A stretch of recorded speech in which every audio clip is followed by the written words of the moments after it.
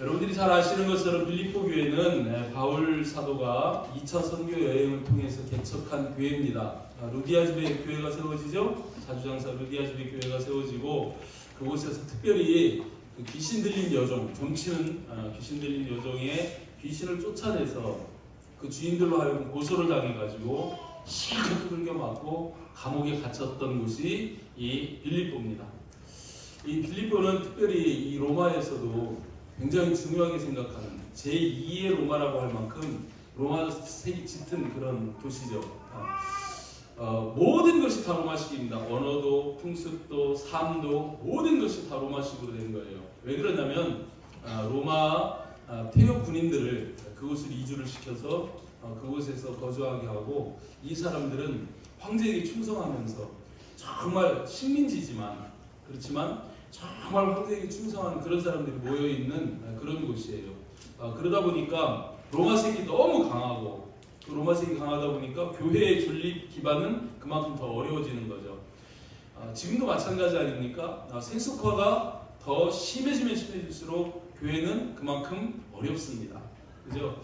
그런 상황인데 그 고통 속에서 힘들어하는 이 빌립보 교회를 향해서 바울이 편지를 하는 거예요. 이 빌립보서를 쓰는 거예요. 이 빌립보서 특별히 기쁨의 서신이라고 전에도 한번 말씀드렸는데 여기에서 기쁨이라는 단어가 16번이나 나올 정도로 이 짧은 글에서 기쁨을 굉장히 강조하는 그런 책입니다.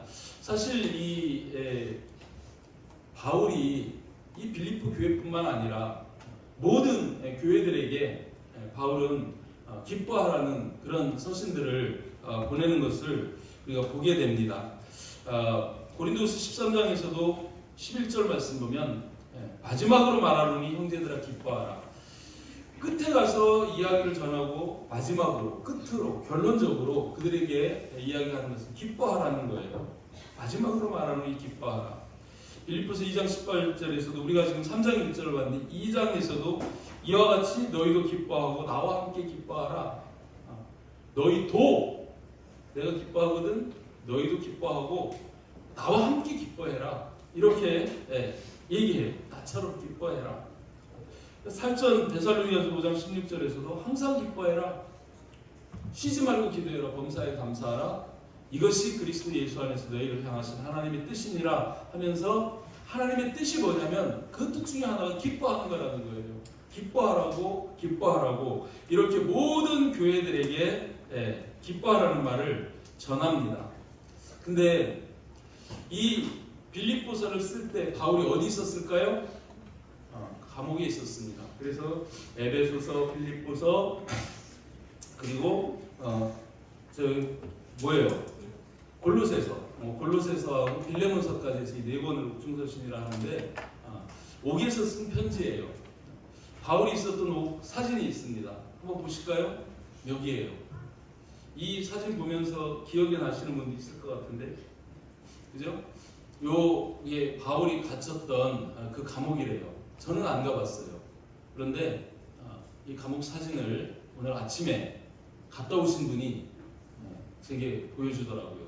다시 앞에서부터 사진 4장이라던데 앞에서부터 보면 이 창문이 맞아요? 감옥에 들어가는 감옥에 가두는 문입니까? 그 다음 사진 한번 볼까요? 이렇게 보면 감옥 안에 문이 없어요. 그러니까 저 창문으로 가두고 그죠? 거기에 이렇게 두는데 이게 지하 감옥이죠. 지하 감옥. 아까 사진을 여러 개를 봤어요.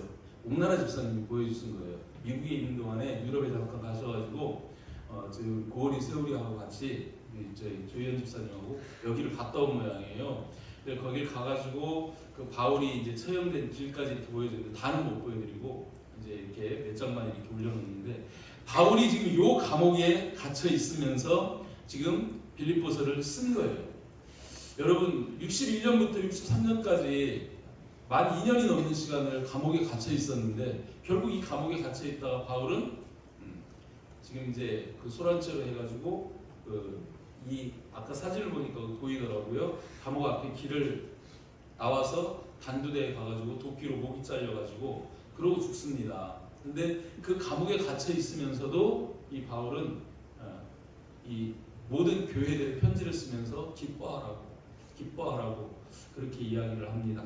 여러분 어떻습니까? 기쁘십니까? 예수 믿으면서 기쁨이 여러분 삶에 충만하신가요? 그렇습니다.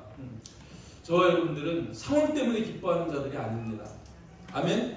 내가 통장에 돈이 많아서, 내가 어떤 조건이 좋아서, 건강해서 그래서가 아니라 어떤 상황 속에서도, 어떤 여건 속에서도 기뻐하라. 감옥에 갇혀 있어도 나와 함께 기뻐하라. 왜 이렇게 얘기할까요? 기뻐할 수 있으니까 기뻐하라는 거예요. 그 비밀이 뭘까요? 우리가 기뻐할 수 있는 그 조건이 뭘까요? 오늘 본문이 그걸 이야기를 하고 있는 거예요. 자, 본문에서 첫 번째로 이런 말씀합니다. 말씀 따라 살 때 기뻐할 수 있다. 이렇게 말씀합니다. 한번 여러분 같이 읽어볼까요? 시작. 말씀 따라 살 때 기뻐할 수 있습니다. 아멘. 오늘 본문 시작하면서 이렇게 시작합니다. 3장 1절은 끝으로 나의 형제들아 주 안에서 기뻐하라. 어디 안에서 기뻐하라고요? 주 안에서 기뻐하라. 주님 안에만 있으면 우리는 기뻐할 수 있다는 거예요. 그 주 안에서 기뻐하라 하는데 이 주 안에 있는 것이 뭐냐? 그거를 첫 번째로 말씀하는 게 말씀 안에서 기뻐하라, 말씀 따라 살면서 기뻐하라, 그런 이야기입니다. 좀 난해한 말씀 같이 보이는데 1절 하반절에 보면 이렇게 말씀해요.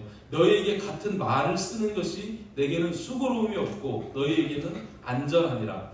너희에게 같은 말을 쓰는 것이라고 지금 자기가 쓰는 것을 이야기해요. 바울이 성경을 기록을 했죠. 신약 성경을 13권을 기록을 했습니다. 이렇게 바울이 같은 말을 썼다. 예수에 대한 말씀, 십자가에 대한 말씀, 십자가 고난에 대한 말씀, 복음에 대한 말씀, 그죠? 이런 것들, 또 이렇게 기뻐하라는 말씀, 이런 것들을 계속 또 쓰지만 이 말씀이 수고로움이 없고 너희에게는 안전하다 이렇게 말씀하는 거예요. 그것이 안전하다. 여러분, 하나님의 말씀은 우리 시편에서도 이야기하는 시편 119편 105절에서 그런 말씀 하잖아요. 하나님의 말씀, 여호와의 말씀은 내 발의 등이요 내 길의 빛입니다. 이렇게 고백하잖아요. 하나님의 말씀이 내 발의 등이 되고 내 길의 빛이 되면 그 말씀을 비추고 그 말씀을 따라서 나아가면 안전하다는 거예요. 실족하지 않습니다. 아멘? 그 말씀 안에서 형통합니다. 그런 걸 말씀하시는 거죠. 그래서 주의 말씀을 따라 사는 것, 주의 말씀 안에서 사는 것은 우리를 안전하게 할 뿐 아니라 그 말씀을 따라 살 때 우리에게 기쁨이 있다는 거예요. 요한복음 1장 1절에서는 이 말씀이 하나님이라고 이야기합니다. 그죠? 말씀이 곧 하나님이라고 그렇게 이야기합니다. 그리고 이 바울은 이 말씀에 자기가 전도했던 그 형제들을 부탁을 해요. 특별히 에베소서에서 사도행전 20장 32절 말씀에는 주와 및 은혜의 말씀에 부탁하노니 너희를 말씀에 부탁한다는 거예요. 그죠? 그 말씀이 우리를 든든히 세우기 때문에, 그 말씀이 우리를 하나님의 기업 천국으로 인도하기 때문에 이 말씀에 우리를 부탁한다는 거예요. 그만큼 이 말씀은 우리에게 소중합니다. 말씀 안에 사는 자는 하나님으로부터 사랑을 받고 복을 받습니다. 요한복음 14장 21절에서 주님이 직접 이렇게 말씀하셔요. 나의 계명을 지키는 자라 나를 사랑하는 자니, 나를 사랑하는 자는 내 아버지께 사랑을 받을 것이요 나도 그를 사랑하여 그에게 나를 나타내야 되라. 주님이 우리에게 나타나셔야 우리가 구원을 받습니다. 그죠? 이렇게 주님의 말씀을 그냥 지식적으로만 아는 게 아니라 그 말씀을 따라 살고 그 말씀에 순종하고 말씀을 지키며 살아갈 때 하나님이 우리를 사랑하신대요. 예수님도 우리를 사랑하신대요. 하나님이 우리를 사랑하신다는 건 우리에게 복을 주신다는 이야기입니다. 아멘? 말씀 안에 살 때 복을 받는 줄 믿으시기를 바랍니다. 또 요한복음 15장 10절 11절 말씀해 보면 이렇게 말씀하셔요. 내가 아버지의 계명을 지켜 그의 사랑 안에 거하는 것 같이 너도 내 계명을 지키면 내 사랑 안에 거하리라.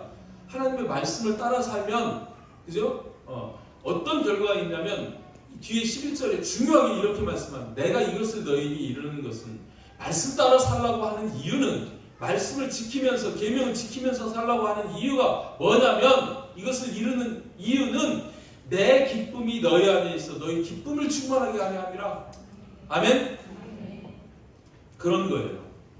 현실은 깜깜하고 너무 어렵고 희망이 안 보이는 것 같지만 그래도 주님 말씀 따라가면 주님께서 이루십니다. 주님께서 역사하셔서 우리에게 성취되는 기쁨을 맛보게 하신다는 거예요. 아멘? 여러분 인생 마찬가지입니다. 어떤 것을 보는 것이 아니라 하나님의 말씀 붙잡고 말씀 따라 살 때 형통하고 하나님의 복이 임할 줄 믿습니다. 하나님의 기쁨이 여러분에게 충만하게 임할 줄 믿습니다. 말씀 따라 사는 자가 기쁨을 누리며 사는 것을 믿으시기 바랍니다. 두 번째는 이런 말씀을 하셔요. 거짓 선지자를 삼갈 때 기뻐할 수 있다. 이렇게 말씀합니다. 여러분 목소리도 한번 읽어봅니다. 시작. 항상 기뻐할 수 있는 두 번째 조건을 이렇게 말씀하는 거예요. 2절 말씀 보시면 오늘 본문에서 이런 말씀이 있죠. 개들을 삼가고 행악하는 자들을 삼가고 몸을 상해하는 일을 삼가라. 이런 말씀을 해요. 개들, 행악하는 자들, 몸을 상해하는 자들, 똑같은 사람들이에요. 유대인들 이야기하는 겁니다. 그 당시 기독교를 핍박하고 반대하는 예수 그리스도를 십자가에 못 박고 예수 그리스도를 대적하는 그 유대인들, 거짓 선지자, 거짓 교사들, 그들을 이야기하는 게 바울이 지금 이렇게 표현을 하는 거예요. 개들이다, 행악하는 자들이다, 몸을 상해하는 자들이다. 그러면서 그들을 어떻게 하래요? 삼가고 삼가라. 이렇게 말씀합니다. 조금 더 자세히 보면 마태복음 7장 6절에서 거룩한 것을 개에게 주지 말며 너희 진주를 돼지 앞에 던지지 말라고 말씀합니다. 이 거룩한 것, 진주 뭐 말씀할까요? 복음입니다. 진리입니다. 아멘? 이 복음과 진리를 개들에게 주지 말고 돼지 앞에 던지지 말라는 거예요. 왜요? 저희가 그것을 밟고 멸시하는 거예요. 그리고 돌이켜서 너희를 찢어 상할까 염려하라. 스데반도 그랬고, 그죠? 바울도 수없이 이런 상함을 받았습니다. 돌에 맞죠? 태장에 맞죠? 수없이 그들로부터 이런 시련들을 당했던 것을 볼 수 있습니다. 왜 그래요? 그들은 복음주의자들이 아니라 유대주의자들이에요. 그들은 율법주의자들이에요. 그 율법으로 지금 이 예수를 대적하고 정죄하기 때문에 그래서 그러는 겁니다. 그들은 행악하는 자들입니다. 여러분, 우리는 믿음으로 사는 자예요. 행위로 복을 받는 자들이 아닙니다. 행함도 필요하죠. 믿음의 순종은 필요하지만 우리가 행함으로 구원받는 것은 아니에요. 상급은 받을 수 있지만. 아멘? 그런데 이 율법주의자, 유대주의자, 이자들은 이 행위를 강조하잖아요. 그래서 믿음의 의, 믿음으로 얻는 의를 알지 못해요. 그러니까 자꾸 자기의 의, 행위로 얻는 의, 그거를 얻으려고 하는 그런 일이에요. 여러분, 예수 없이, 믿음 없이 행하는 것은 악입니다. 아멘을 못 하시잖아요. 성경에 그렇게 돼. 믿음으로 행하지 않는 것은 모두 다 죄니라. 이렇게 말, 죄가 악이에요. 선은 의고, 죄는 악이잖아요. 근데 믿음으로 하지 않는 일이 다 악이라 그럽니다. 죄라는 거예요. 우리는 그리스도 안에 있는 사람들입니다. 하루하루 어떤 상황 속에서 우리가 삶을 살아갈 때 어떤 것보다도 내 경험, 그죠? 이전에 이렇게 해보니까 잘 됐어? 다윗이 전쟁을 하는데 한번 하나님한테 묻습니다. 어떻게 할까요? 이쪽으로 돌아가서 옆구리를 쳐. 그래서 승리했거든요. 그 다음 전쟁 때 전에 그렇게 했으니까 그렇게 하면 이기겠다. 또 가서 그렇게 해요? 또 묻습니다. 하나님 이번엔 어떻게 할까요? 이번에는 오른쪽으로 돌아가서, 이번에는 새벽에 기습을, 이번엔 싸울 때마다 그러고 싸울 때마다 전술 전략이 달라요. 하나님이 그렇게 말씀해 주시고 그것 가지고 나아가서 백전백승입니다. 아멘? 믿음으로, 하나님의 말씀 따라서 믿음으로 나아갈 때 승리하는 거예요. 똑같습니다. 저와 여러분의 인생도 여러분이 오래 살면서 축적되어 있는 경험이 있고 지식이 있고 기술이 있고 노하우가 있을지라도 우리는 하나님께 묻고 믿음으로 나아가시기를 주님의 이름으로 축복합니다. 실패하지 않아요. 하나님이 우리에게 가장 합당한 방법을 가르쳐 주시고 하나님은 그렇게 승리하게 하신다는 겁니다. 아멘? 이렇게 믿음으로 해야 되는데 믿음으로 하지 않고 자기 의로 자기 생각으로 하는 게 이 유대주의 율법주의자들이에요. 그들이 그랬어요. 그죠? 그들은 행악하는 자들입니다. 외식하는 자들이라는 거예요. 마태복음 7장 15절에서 그들을 거짓 선지자로 표명하면서 주님이 이런 말씀, 거짓 선지자들을 삼가라. 이 유대주의자들, 율법주의자들을 삼가라. 그들은 양의 옷을 입고 나온다. 사실은 일인데 겉으로는 양의 옷을, 이게 외식하는 거 아닙니까? 그러니까 주님이 뭐라고 그래요? 화 있을 진저, 외식하는 서기관들과 바리새인들이요, 화 있을 진저, 화 있을 진저, 화 있을 진저, 화 있을 진저 하면서 계속 그들에게 막 7번이나 화 있을 진저 하고 저주를 퍼부으시는 거예요. 그들 겉으로 보면은요, 얼마나, 그죠? 랍비예요. 바리새인들이에요. 성경을 가르치는 사람들이에요. 율법을 철저하게 지키는 사람이에요. 11조 드리고 예배하고. 근데 막 주님은 그들에게 막 화 있을 진저, 외식하는 서기관과 바리새인들이에요. 왜요? 그들은 믿음으로 살지 않았습니다. 예수님이 말씀하셔도 듣지 않습니다. 끝까지 자기 의로, 자기 생각으로, 자기 믿음으로 가는 거예요. 그럴 때 주님은 그거를 가리켜서 행악하는 자들이라고 이렇게 말씀하는 겁니다. 저와 여러분도 예수 믿는 자라면 말씀 따라서 믿음으로 사시기를 주님의 이름으로 축복합니다. 처음에는 힘들고 어렵지만 그 길 따라가면 결국은 승리하게 되는 거예요. 결국은 잘 되게 되는 거예요. 결국은 기쁨을 맛보게 될 줄 믿습니다. 아멘. 특별히 여러분 여기서 몸을 상해하는 일 짚고 넘어가면 할례 얘기하는 거거든요. 몸을 상해하는 거. 그래서 할례를 얘기하는 거예요. 전 성경에는 손 할례장을 삼가라 이렇게도 이야기를 합니다. 몸에 할례 행하는 거. 왜 그러냐면 사도행전 15장 1절 보면 거기에서 이런 말씀했거든요. 어떤 사람들이 유대로부터 내려와서 형제들을 가르치는데 모세의 법대로, 모세의 법이 율법이에요. 모세의 법대로 할례를 받지 않으면 너희 구원을 받지 못하리라 이런 얘기하는 거예요. 할례를 받아야 아브라함의 자손이고 아브라함의 자손이 되어 구원을 받아 이런 율법적인 그런 것들을 이야기했다라는 겁니다. 지금도 이렇게 주장하는 이단들이 엄청 많아요. 특별히 정말 뭉뚱그려서 제가 여러분에게 드리고 싶은 말씀, 이 마지막 때 여러분 특별히 이단을 조심하기를 주님의 이름으로 축복합니다. 정말 조심해야 돼요. 베드로후서 2장 1절 말씀에 보면 이런 말씀 나옵니다. 그러나 백성 가운데 또한 거짓 선지자들이 일어났었나니 이와 같이 너희 중에도 거짓 선생들이 있으리라.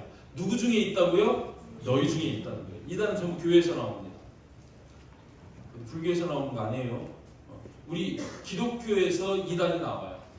다 지금 여러분 보시면 다 아세요. 신천지든 어디든 다 마찬가지 아닙니까? 다 교회에서 나온 거예요. 통일교도 마찬가지고 모든 게 다 이단은 다 교회에서 나와요. 교회에서 변질된 자들로 그렇게 나옵니다. 근데 그들은 멸망하게 할 이단을 가만히 끌어들인다고 해요. 가만히. 그래서 잘 몰라요. 가만히 들어와요. 그래서 자기들이 사실 주를 부인하고 임박한 멸망을 스스로 취하는 자다. 결국은 그죠? 예수 그리스도를 부인하고 그죠? 멸망을 자취하는 자들이라고 그렇게 이야기합니다.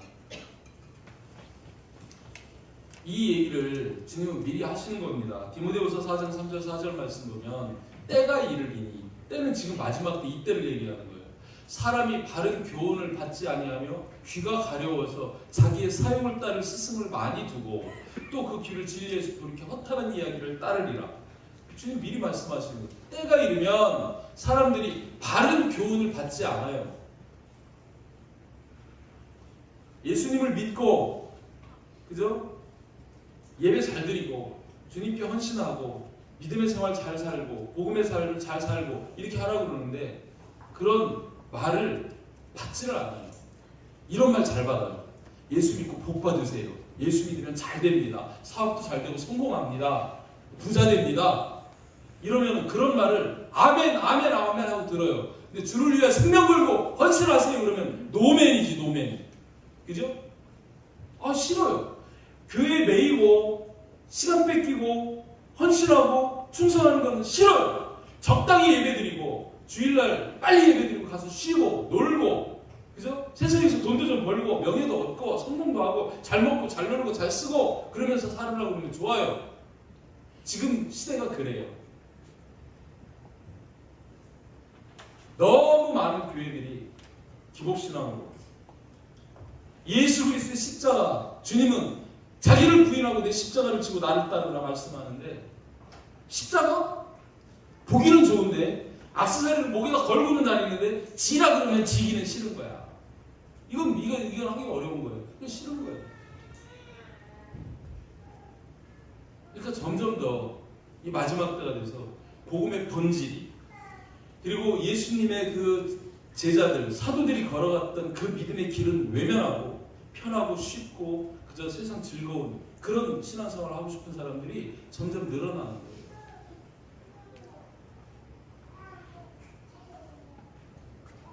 디모데후서 2장 15절에서부터 17절까지 말씀 보면 이런 말씀을 합니다.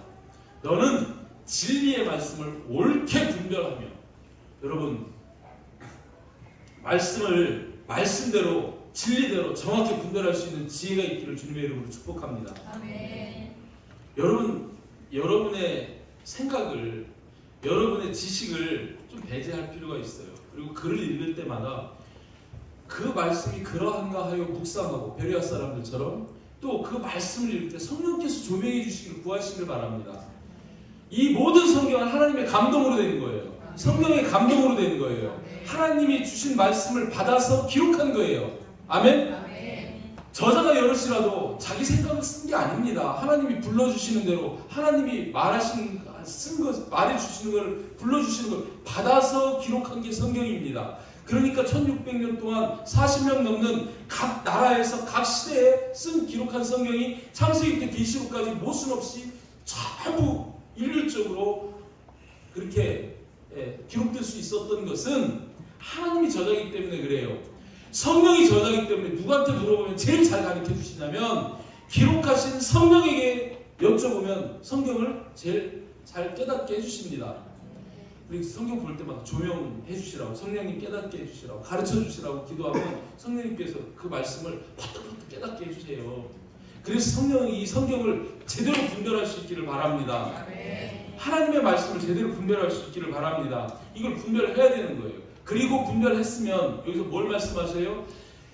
부끄러울 것 없는 일꾼으로 인정되는 자로 자신을 하나님 앞에 드리기를 힘쓰라는 거예요. 자신을 하나님 앞에 드려라, 헌신해라, 이거예요. 아멘? 아멘. 하나님은 헌신하는 자를 복되게 하십니다. 아멘. 아멘? 작은 일에 충성하면 큰 일을 할 수 있도록 하시는 분이 하나님이세요. 아멘? 우리의 처음의 꿈은 이렇게 크지 않았지만 그 일에 생명 걸고 나아갈 때 주님은 더 큰 일을 열어가시고, 앞으로 어떻게 열어가실지 이제는 저는 모르겠어요. 하나님이 하시는 대로 순종만 할 건데 하나님이 우리 교회를 어떻게 사용할지 모르겠어요. 그렇게 점점 더 큰 파이프로 복을 흘려보낼 수 있도록 복의 통로로 사용하신다는 거예요. 그렇게 되면 좋지 않겠습니까? 우리 각 개인이, 여러분의 가정이, 우리 교회가 하나님의 복의 통로로 쓰임받을 수 있기를 주님의 이름으로 축복합니다. 아멘. 이 말씀 뒤에 16절 말씀에도 이렇게 나오지만 17절 말씀에 중요한 말씀이 있어요. 그들의 말은 악성 종양이 퍼져나가는 것 같은데 그 중에 이만희도 있고 안상홍이도 있느니라. 이런 말씀이에요. 그들의 말은 악성 종양, 암이거든요. 암이 자라가는 것처럼, 여러분 암이 어떻게 자라는 줄 아십니까? 암이 딱 들어오잖아요. 그러면 안에서 이렇게 꿈틀꿈틀해서 이렇게 막 이제 자리를 잡고 그 암세포가 거기에서 막 세포 분해를 하는데 안 자라요. 요만하게 그냥 있어요. 근데 그 안에 힘을 막 유출시키다가 6개월 정도 지나면요 이게 폭발적으로 확 이렇게 자라는 거예요. 또 거기에서 또 한 6개월 지나면 확 자라는 거예요. 암이 그렇게 자란대요. 근데 그 암이 자라는 걸 몸이 막을 수가 없잖아요. 감당할 수가 없잖아요. 그래서 결국 암 때문에 죽습니다. 그런 것처럼 여기에서 그들의 말, 이단의 말, 그 말은 악성 종양, 암처럼 퍼져나갈 것 같다는 거예요. 점점 더 퍼져나가서 정말 건강한 세포, 건강한 믿음을 가진 그런 사람들을 찾아보기가 어려울 그런 게 그 때가 이르면 이렇게 된다는 거예요. 이 이단에 걸리면 여러분 평안도 없습니다. 가정도 깨집니다. 기쁨도 사라집니다. 그래서 여기 얘기해요. 여러분 우리는 끝까지 어떤 상황 속에서도 진리의 말씀을 분별하며 이 이단에 덫에 걸리지 않고 주님 오실 때까지 온전한 믿음을 지켜가는 저와 여러분 되시고 그 가운데 기쁨을 누리는 그런 우리가 되기를 주님의 이름으로 소망하고 축복합니다. 세 번째, 거듭난 그리스도인으로 살 때 기뻐할 수 있다는 거예요. 또 읽어봅니다. 시작. 거듭난 그리스도인으로 살 때 기뻐할 수 있습니다.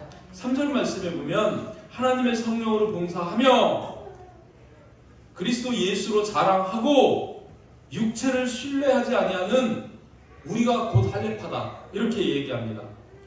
저 여러분 우리가 할례자입니다. 아까 얘기했던 그 표면적 유대인 아니고 이면적 유대인으로 우리가 할례를 받은 자예요.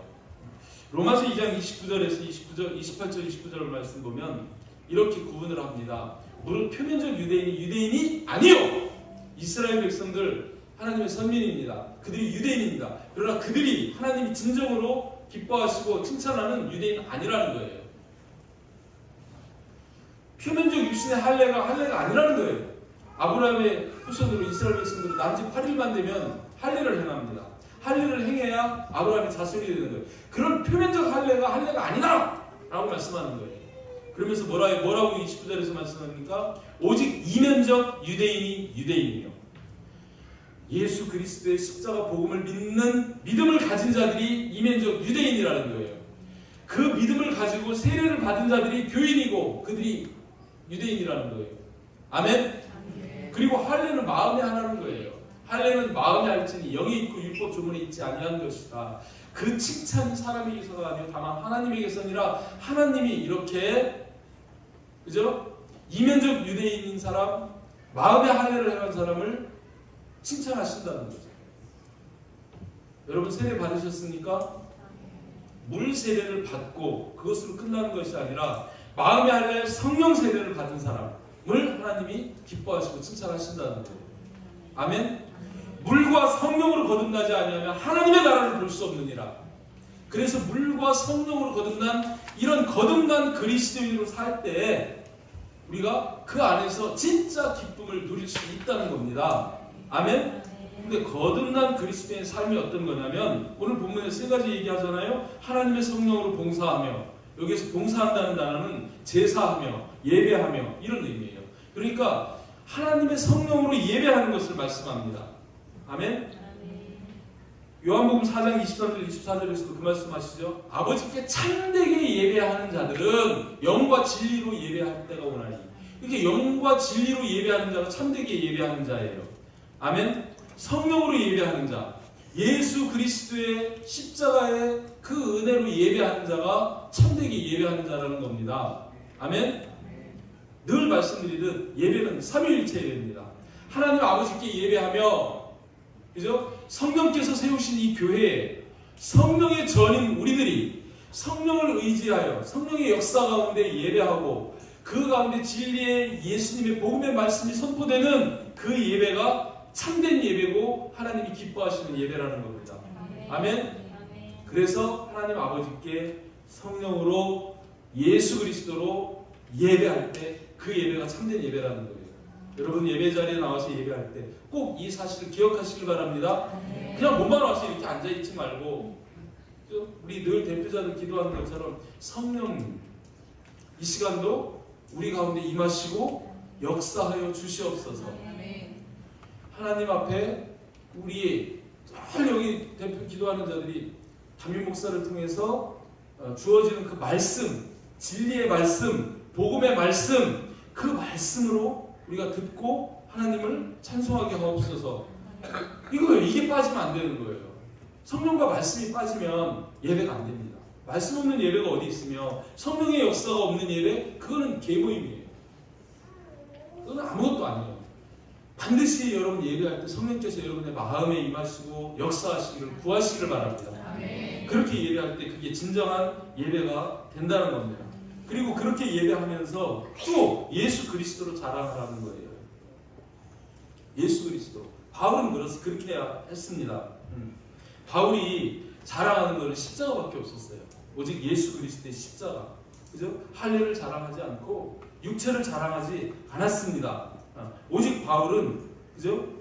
십자가 외에 자랑하는 게 없다고 말씀합니다. 갈라디아서 6장 13절 14절 말씀 보면 할례를 받은 그들이라도 스스로 율법을 지키지 아니하고 너희에게 할례를 받게 하려 하는 것은 그들이 너희로 육체로 자랑하게 하려고 그런다. 그런데 나는 아니다. 그러나 내게는 우리 주 예수 그리스도의 십자가 외에 결코 자랑할 것이 없습니다. 십자가 외에 자랑할 게 없다는 거예요. 여러분, 십자가가 뭐예요? 이 죄인을 대속하셔서 죄 용서해 주신 십자가. 이 정말 땅에서 정말 시달리며 살아야 하는 이 인생을 천국의 인생으로 바꿔주시기 위해서 부활하시고 그 부활의 소망으로, 부활의 천열배가 되시고 우리를 부활의 소망으로 인도하신 그 십자가. 그죠? 주님 다시 오셔서 우리를 천국으로 인도해 주셨다. 약속이 있는 십자가. 그 십자가 외에는 땅의 것 가지고 세상 것 가지고 자랑할 게 없다는 거예요. 오늘 여러분 3절까지 읽었는데 그 4절 이하의 말씀 보면 4절에서 이렇게 얘기합니다. 그러나 나도 육체를 신뢰할 만해. 만일 누구든지 다른 이가 육체를 신뢰할 것이 있는 줄로 생각하면 나는 더 그래. 그죠? 나는 8일 만에 할례를 받았어. 아브라함의 후손이야. 이스라엘 족속인데 베냐민 지파야. 12지파 중에서도 가장 하나님이 인정하고 칭찬받는 그 베냐민 지파야. 히브리인 중에 히브리고 율법으로는 바리새인이야. 가말리엘 문화에서 지금으로 얘기하자면 국내 최고의 서울대학 법대를 졸업한 것처럼 율법에 대해서 정말 정통한, 그래서 30살에 공회원이 될 만큼, 국회의원이 될 만큼 그만큼 학력으로, 가문으로, 어떤 세상적인 지위로, 명예로 부족함이 없는. 그리고 또 하나님이 열심히 했어.